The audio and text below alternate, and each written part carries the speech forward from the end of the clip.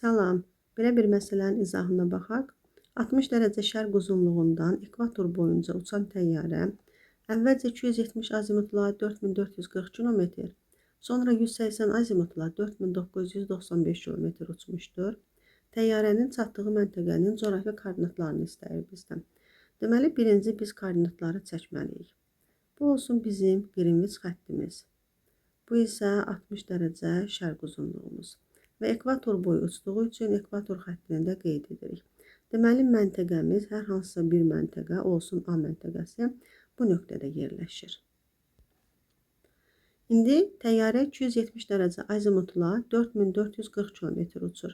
270 dərəcə azimut üfüqin qərb istiqamətini göstərir. Deməli, A məntəqəsindən qərbə doğru 4440 km gedir. Hansı xətt boyunca gedir? 0 dərəcəlik paralel xətti boyunca. Yəni, ekvator xətti. Ekvator xəttdə 1 dərəcəlik qövsün qiyməti 111 kilometrdir. Deməli, 4440 kilometrdə 111-ə bölsək, düşər 40 dərəcə. Deməli, qərbə tərəf 40 dərəcə gedibdir. 60 dərəcədən 40 dərəcə qərbə getsə, 20 şərq uzunluğuna çatar. Deməli, 20 şərq uzunluğuna çatdı. Sonra nə deyir bizə? 180 dərəcə azimutla 4995 km uçmuşdur. 180 dərəcə azimut isə üfüqin cənub istiqamətini göstərir. Deməli, bu məntəqədən cənuba doğru 4995 km uçub. Yenə hansı xətt boyunca gedib? 20 dərəcəlik meridian xətti boyunca.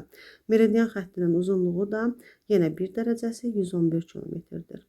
4995 kilometri 111-ə bölsək 45 düşər. Deməli, 0 xəttdən, yəni ekvatordan 45 dərəcə cənuba gəlib. Olub 45 dərəcə cənub enliyi.